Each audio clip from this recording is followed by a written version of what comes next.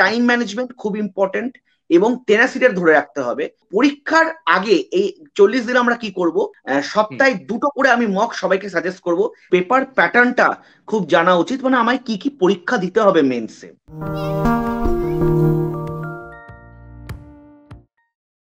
নমস্কার, এই সময় অনলাইনের বিশেষ নিবেদন টার্গেট সিভিল সার্ভিসের আরো একটি পর্বে আপনাদের স্বাগত। আমি শীর্ষেন্দু আপনাদের সঙ্গে রয়েছি। আপনারা জানেন ইতিমধ্যেই পিএসসি মিসলেনিয়াসের যে প্রিলির ফলাফল 2023 সালের যার বিজ্ঞপ্তি জারি হয়েছিল, যে পরীক্ষা 24 সালে হয়, তার প্রিলির রেজাল্ট সম্প্রতি বেরিয়েছে এবং খুব তাৎপর্যপূর্ণভাবে ফাইনাল পরীক্ষা, প্রিলির পরের যে স্টেপ পরীক্ষা, সেই পরীক্ষারও দিনক্ষণ ঘোষণা হয়ে গিয়েছে। আগামী 31শে আগস্ট সেই পরীক্ষা। প্রায় 10,000-এর মতন আবেদনকারী যারা প্রিলি পাস করেছেন তারা এই ফাইনাল পরীক্ষায় বসবেন। এই ফাইনাল পরীক্ষায় উত্তীর্ণ হলে তারপর ফাইনাল রাউন্ড বা পিটি, যেটাকে পার্সোনালিটি টেস্ট বলে, সেই জায়গায় কিন্তু পৌঁছানো যাবে। ফলে এই সপ্তাহের আমাদের আলোচনা পিএসসি মিসলেনিয়াসের ফাইনাল পরীক্ষা এবং তার প্রস্তুতি কিভাবে নেব তা নিয়ে। আমার পাশের স্ক্রিনে ইতিমধ্যেই আপনারা দেখতে পাচ্ছেন অভিরূপ ভট্টাচার্যকে। অভিরূপ বাবু WBCS অফিসার, এই মুহূর্তে দাঁতনে পোস্টিং রয়েছেন। আমাদের এর আগেও বিভিন্ন বিষয়ে এই প্রোগ্রামে উনি প্রচুর পরীক্ষার্থীদের গাইড করেছেন। অনেক স্বাগত অভিরূপ বাবু। আলোচনা একদম চলে যাব একদম সরাসরি। একদম কম সময় হাতে, 1 মাসের থেকে হয়তো কিছু একটু বেশি দিন রয়েছে। এই মুহূর্তে দাঁড়িয়ে আজকের তারিখে, আজ বুধবার, যারা অনুষ্ঠান দেখছেন, যারা অলরেডি পাশ করেছেন, তাদের ক্ষেত্রে তারা কিভাবে পড়াশোনা করবেন, কিভাবে কি করবেন, একটু যদি গাইড করেন। প্রথমেই বলছি, যেহেতু একদম কম সময়, তাহলে আমাদের প্রিপারেশনটা একদম খুব টার্গেট ওরিয়েন্টেড নিতে হবে এবং প্যাটার্ন ওরিয়েন্টেড। তো পেপার প্যাটার্নটা খুব জানা উচিত, মানে আমায় কি কি পরীক্ষা দিতে হবে মেন্সে। আমরা জানি আমাদের 3টে পেপার মূলত দিতে হবে। Paper 1 English 1.5 hours 150 marks, paper 2 Bengali বা আপনার হিন্দি, উর্দু, নেপালি, সাঁওতালি হতে পারে, সেটাও 1.5 আওয়ার্স এবং 150 মার্কস, এবং পেপার 3 জেনারেল স্টাডিজ এবং অ্যারিথমেটিক একসঙ্গে 2.5 আওয়ার্স এবং 150 মার্কস। তাহলে এটা যেহেতু ডেসক্রিপটিভ, আমায় কিন্তু লেখা প্র্যাকটিস করতে হবে। এবার কি লেখা, কি আসবে আমাকে ইংলিশে? আমি যদি দেখি 1.5 আওয়ার্স 150 মার্কসের মধ্যে আমাকে প্রথমে ট্রান্সলেশন, 2টো ট্রান্সলেশন করতে হবে। তাহলে প্রথমেই আমাদের একটু, আমি বলবো যারা পরীক্ষা দিচ্ছে তাদেরকে কিছু ট্রান্সলেশন, মানে Bengali to English translation practice করতে হবে, কারণ এতে কিন্তু 40 মার্কস আছে। আচ্ছা, প্রেসি রাইটিং মানে সারাংশ, এবং এই প্রেসিটা নর্মাল প্রেসির মতন লিখলে হবে না, আমাকে একটা প্রেসি লিখতে হবে with a suitable title. Precis কি আমি একটু শর্টে বলে দিই। যে প্যাসেজটা থাকবে সেই প্যাসেজটার থেকে এক্সাম্পলস, অতিরঞ্জিত অথরের ওই অতিরঞ্জিত এক্সাম্পলস, এইগুলো বাদ দিয়ে সেন্ট্রাল থিমটা তুলে আনতে হবে, এবং একটা প্যাসেজের 1/3 ওয়ার্ড লিমিটেড হয় হচ্ছে প্রেসি, এবং সেই প্যাসেজটাকে পড়ে তার ভাবার্থটাকে বার করে একটা সুটেবল টাইটেল দিয়ে সেই প্রেসিটা লিখতে হবে, এবং সেটাই হচ্ছে আমাদের 40 মার্কসের। রিপোর্ট রাইটিং, এইখানে রিপোর্ট রাইটিংটা একটু অ্যানালিটিক্যাল থাকে। আমি একটু এক্সাম্পল যদি শর্ট করে দিই, ফর এক্সাম্পল আপনি কোনো কলেজের টিচার এবং আপনি কলেজের স্টুডেন্টদের একসঙ্গে কোনো এক্সকারশন নিয়ে গেছেন, এবং সেই এক্সকারশনে একটা জায়গায় নিয়ে গেছেন যেখানে অনেক অসুবিধা আপনি দেখছেন। তাহলে কি করে কি অসুবিধা দেখছেন এবং সেইটা অ্যালিভিয়েট করার জন্য কি কি করা যায়, এই নিয়ে একটা অ্যানালিটিক্যাল রিপোর্ট আপনি লিখুন 40 মার্কসের। এই গেল লেখার পার্টটা। এবার আমাদের একটু গ্রামার প্র্যাকটিস করতে হবে। গ্রামার মানে ভয় পাওয়ার কিচ্ছু নেই, একদম সাধারণত ইউজেজ অফ ইংলিশ, প্রেপোজিশন হতে পারে, কারেক্ট ফর্ম অফ ইংলিশ হতে পারে, কারেক্ট টেন্স অফ ইংলিশ হতে পারে, সেইটা নিয়ে 5টা ফিল ইন দ্য ব্ল্যাঙ্কস আসবে 10 মার্কসের। এবং সেন্টেন্স কারেকশন গুলো কিন্তু খুব সহজ আসে, মানে দিয়ে দিতে পারে যে correct the following sentence, what is the time in your watch. এবার টাইম ইন ইয়োর ওয়াচ হয় না, what is the time by হয়, time by your watch, but what is the time by my watch হয়। তো ওইটুকুই আর কি। বা I cannot cope up with this pressure, এবার কোপের সঙ্গে আপ হয় না উইথ হয়, ওইগুলোই নিয়ে এই সিম্পল সেন্টেন্স কারেকশন 10 মার্কস। আরেকটা ইন্টারেস্টিং লাস্টে আসে হচ্ছে 5টা ইডিএম দিয়ে দেবে। এই ইডিএম নিয়ে 5টা সেন্টেন্স বানাতে হবে। যেমন gift of the jab, gift of the jab মানে দ্য আর্ট অফ এলোকুয়েন্স বা স্পিকিং পাওয়ার, এই জিনিসগুলো, বিটিং অ্যারাউন্ড দ্য বুশ, এই নিয়ে 5টা সেন্টেন্স বানাতে হবে। সেম বেঙ্গলিতেও একই জিনিস, প্রেসি আসবে, ট্রান্সলেশন আসবে, একটা প্রবন্ধ লিখতে দেবে 40 মার্কসের, সেন্টেন্স কারেকশন অর্থাৎ বাক্য সংশোধন আসবে, এক কথায় প্রকাশ, আহ, এইটা লিখতে দেবে, যার 2 হাত একসঙ্গে চলে, সব্যসাচী, মানে এক্সাম, এরম সিম্পল সিম্পল এক কথায় প্রকাশ আসবে 10 নম্বরে, এবং বাক্য রচনা ওয়ার্ড দিয়ে দেবে, এবং তার সেখান থেকে বাক্য রচনা করতে হবে। এইটা হচ্ছে মূলত আবার ইংলিশ আর বাংলার প্রিপারেশনটা। এখানে ইংলিশ বাংলার জন্য আমি বলবো একটু রেগুলার নিউজ পেপার যদি আমরা একটু রেগুলার পড়তে পারি, তাহলে কিন্তু আমাদের লেখার মান বাড়বে, এবং আমাদের যে প্রেসিগুলো দেওয়া থাকবে সেই প্রেসিগুলো বোঝার ক্ষমতাও কিন্তু অনেক বাড়বে। লেখার লেখা আমাদের যত ভালো হবে, তত কিন্তু আমাদের পরীক্ষাটাও ভালো হবে। এবার আমি সরাসরি চলে আসি আমাদের লাস্ট পেপারে, অর্থাৎ জেনারেল স্টাডিজ অ্যান্ড অ্যারিথমেটিকে। এই জেনারেল স্টাডিজে দুটো গ্রুপে থাকে, গ্রুপ এ অর্থাৎ জেনারেল স্টাডিজ, এবং group B arithmetic. Group A 100 marks এবং গ্রুপ বি অ্যারিথমেটিক 50 মার্কস। এবার এই গ্রুপের মধ্যে আমি কি কি পড়তে হবে এটা জানতে হবে। গ্রুপ এ তে মূলত কারেন্ট অ্যাফেয়ার্স, একদম কারেন্ট ইভেন্টস, কত বছর পুরনো আমি বলবো 1.5 বছর, 1 বছর, কি সেফ সাইড থাকার জন্য 2 বছর পুরনো কারেন্ট অ্যাফেয়ার্স যে কোনো ইয়ার বুক বা ম্যাগাজিন থেকে একটু ঝালিয়ে নেওয়া। এই কারেন্ট অ্যাফেয়ার্স এর উপর মূলত প্রশ্ন আসবে, শর্ট অ্যান্সার লিখতে দেবে। প্রথম কোয়েশ্চেন লং হয়, for example what is OBOR, one belt one road policy, and write your analysis on this. What is Waqf bill amendment, what are the significance, এই জিনিসগুলো, what is uniform civil code, and what is your analysis on it।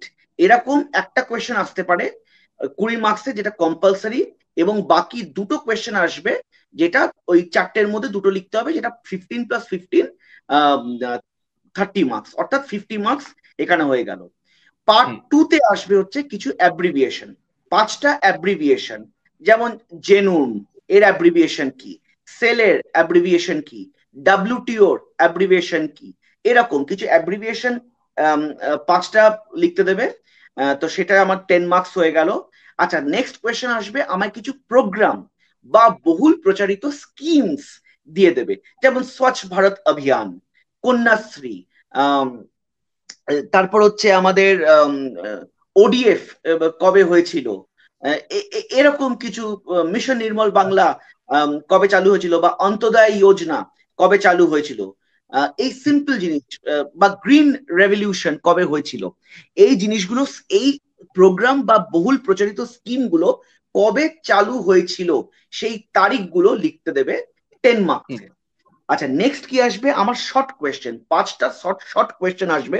এইটা কিন্তু মূলত পুরো current events এর উপর, একদম current events এর উপর শর্ট করে 1 কি 2 লাইন জিনিসটা কি ওইটা জানতে হবে এবং লিখতে হবে। এর জন্য কারেন্ট অ্যাফেয়ার্স ম্যাগাজিন গুলো বারবার বলছে খুব ভালো করে পড়তে হবে, অন্য বাকি পড়লে কিন্তু সময় নষ্ট হবে।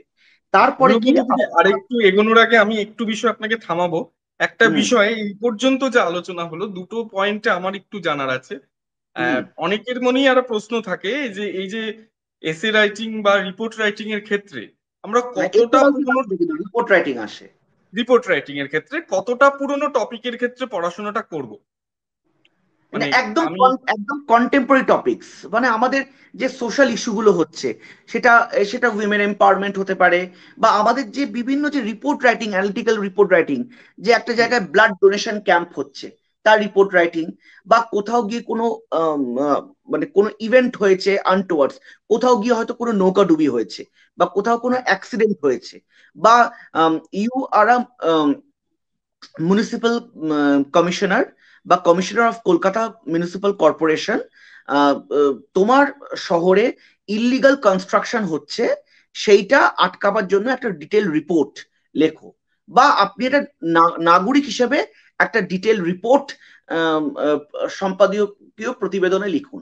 এই যে বিভিন্ন ভেরিয়াস সোশ্যাল ইস্যুস গুলোর ওপর প্রতিবেদন আমাদের লিখতে হতে পারে। বেশ। আর আরেকটা বিষয় যেটার ক্ষেত্রে আপনি বললেন যে ইউনিফর্ম সিভিল কোড বা হয়তো অন্য কিছু এই ধরনের যে টপিক গুলোর ক্ষেত্রে প্রশ্ন আসতে পারে, সেক্ষেত্রেও কি খুব পুরনো কোনো টপিকের ওপর পড়াশোনার দরকার আছে, না একদম নতুন? আমি বলছি অনেকেরই একটা বিএনএস নিয়ে পড়াশোনাটা করব, না একদম সাম্প্রতিক সময়ে অপারেশন সিন্দুর এবং সেই রিলেটেড যে জল চুক্তি, একদম সিন্ধু জল সাম্প্রতিক চুক্তি, সময়, সেগুলো একদম নিয়ে সাম্প্রতিক সময়, একদম সাম্প্রতিক সময়। কারেন্ট অ্যাফেয়ার্স এর উপর বেশি জোর দিতে হবে, current events of both national and international importance. কিন্তু এখানে কারেন্ট ইভেন্টস গুলো একটু বেশি প্রাধান্য পায়। আর খুব পুরনো জিনিস হয়ে গেলে ওটাকে স্ট্যাটিক জিকের মধ্যেই চলে যায়। কিন্তু হুম আমি বলবো 1 থেকে 1.5 বছর পুরনো যে আমার কারেন্ট ইভেন্টস গুলো হয়েছিল, কোনো সামিট বা কোনো অ্যামেন্ডমেন্ট বিল বা কোনো পলিসি যদি নিয়ে চলে আসতে পারে, বা কোনো স্পেস হুম বা কোনো সাইন্টিফিক ইনভেনশন যদি হয়ে থাকে, সেইগুলোর উপর কোয়েশ্চেন আসা কিন্তু হুম অনেক চান্সেস বেশি। বেশ বেশ, শুনবো বাকিটা আপনার থেকে। আমি যদি বাকিটা কন্টিনিউ করি, এরপরে আমার হ্যাঁ 5টা জিকে, মানে এখানে স্ট্যাটিক জিকে চলে আসছে। 5টা স্ট্যাটিক জিকের উপর শর্ট কোয়েশ্চেন আসবে। ফর এক্সাম্পল আমি যদি দেখি, আগের বারই কোয়েশ্চেনে এসছে which planet is known as the green planet of the solar system. সেটার উত্তর হচ্ছে Uranus, because of the presence of methane gas. এরকম, বা what does the fathometer measures oceanic depth. তো এইগুলো শর্ট কোয়েশ্চেন আসবে। এবং লাস্টে আবার আরো 5টা কোয়েশ্চেন আসবে, সেটা কিন্তু কারেন্ট এবং স্ট্যাটিক জিকে মিশিয়ে। অর্থাৎ আমার কিন্তু বেশ পরীক্ষার অনেকটাই ওপর আমার জেনারেল স্টাডিজ নির্ভর করছে কারেন্ট অ্যাফেয়ার্স এর উপর। অর্থাৎ আমি বলবো 2 বছর আগেকার, মানে 2024 2023, 2025 তো ইয়ার বুক এখনো বেরোয়নি, 2023 2024 ইয়ার বুকটা একবার ভালো করে দেখে যাওয়া। এটা মনোরমা ইয়ার বুক হতে পারে, সেটা বিভিন্ন অন্য ইয়ার বুক হতে পারে, এবং কারেন্ট অ্যাফেয়ার্স ম্যাগাজিন গুলো জাস্ট একটু গো থ্রু করে দেওয়া, তাহলে কিন্তু টপিক কমন পাওয়ার অনেক চান্সেস থাকবে। বেশ, একদম শেষ প্রশ্ন, পরীক্ষার দিন সেদিন কিভাবে যাওয়া উচিত, এবং পরীক্ষার আগের দিন সেদিন আপনার এসওপি কি হওয়া উচিত, বা আপনার কি করা উচিত? পরীক্ষার আগের দিন একদম ভালো করে রিভিশনটা করবে, মাথা ঠান্ডা রাখতে হবে। পরীক্ষার দিন, খুব সুন্দর প্রশ্ন, এখানে কিন্তু বুঝতে হবে আমাকে একটা দিনে, অর্থাৎ সিঙ্গেল ডেতে 31 অগস্ট পরীক্ষাটা হবে। এবং পরীক্ষাটা শুরু হবে সম্ভবত 9টার সময়, এবং শেষ হতে হতে সেই বিকেল হয়ে যাবে। আমাকে একটা দিনে কিন্তু 3টে পেপার, অর্থাৎ ইংলিশ, বেঙ্গলি এবং জিএস এবং অ্যারিথমেটিক পেপার দিতে হবে। ওই জন্য টাইম ম্যানেজমেন্ট খুব ইম্পর্টেন্ট, এবং টেনাসিটি ধরে রাখতে হবে। পরীক্ষার আগে কোনোভাবে টেনশন নিয়ে যাতে শরীর খারাপ না হয়ে যায়, কারণ আমার সেই দিনটা কিন্তু খুব হেক্টিক হতে চলেছে। তাহলে সেই মেন্টাল প্রস্তুতি। এবং পরীক্ষার আগে এই 40 দিন আমরা কি করব, অন্তত আম, একটু হলেও কিছু মক দিয়ে নেব। হুম সপ্তাহে 2টো করে আমি মক সবাইকে সাজেস্ট করব। তাহলে ওই টেনাসিটিটা ধরে রাখবে। ওই হুম লিখতে গিয়ে আর ক্লান্তি ভাব বা ভুলে যাচ্ছি বা টাইম ম্যানেজমেন্ট ইস্যুটা আর হবে না। Time management is very important. বারবার বলছি, বিশেষ করে জিএস পেপার গুলোতে, যেহেতু 2.5 ঘন্টার মধ্যে আমাকে জেনারেল স্টাডিজ এর অনেক শর্ট কোয়েশ্চেন লিখতে হবে, এবং অ্যারিথমেটিক করতে হবে, অঙ্ক। ও অঙ্কটা তো ভুলেই গেছে এই বলা। গ্রুপ বি তে আমার অ্যারিথমেটিক 50 মার্কস থাকবে, এবং সেখানে কিন্তু 10টা অঙ্ক করতে হবে। 10 × 5 50 মার্কস।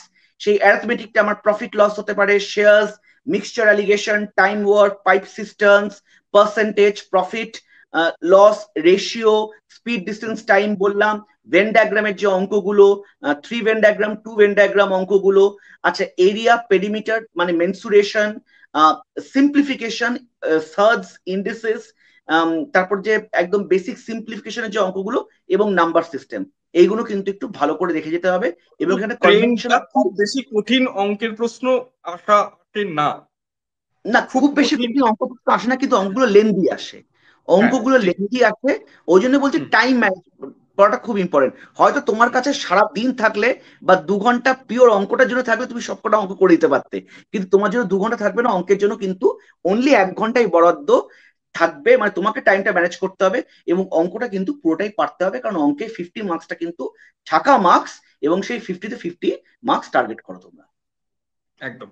অনেক ধন্যবাদ অভিরূপ বাবু, আজকে আর বেশি আলোচনা করব না, কারণ আমাদের যারা টার্গেট অডিয়েন্স বা যারা এই দর্শক এই অনুষ্ঠানের, তাদের এখন এই 15 মিনিট বা 10 মিনিটেরও হয়তো খুব বেশি দাম রয়েছে। সকলকে ঠিক। শুভেচ্ছা, পরীক্ষা ভালো হোক, আমাদের দুজনের তরফ থেকে অনেক শুভেচ্ছা রইলো। তার সঙ্গে এটাও জানিয়ে রাখছি, এই পরীক্ষার পরে ইন্টারভিউ এর আগে বা পরে একটা কনফিউশন হয় অধিকাংশ ক্ষেত্রে, বিশেষত পিএসসি মিসলেনিয়াস এর ক্ষেত্রে, যে কোন ট্রেডে বা কোন বিষয়ে বা কোন অফিসার হিসেবে আমি এগোবো। আমরা সেই নিয়েও প্রয়োজনে একদিন বিস্তারিত আলোচনা করব। কিন্তু আপাতত পরীক্ষা ভালোভাবে ঠান্ডা মাথায় ভালোভাবে হোক, এই কামনা রইল সকলের জন্য। এখানেই শেষ করছি এই পর্ব। আরো একটি পর্ব নিয়ে দেখা হচ্ছে আগামী সপ্তাহে।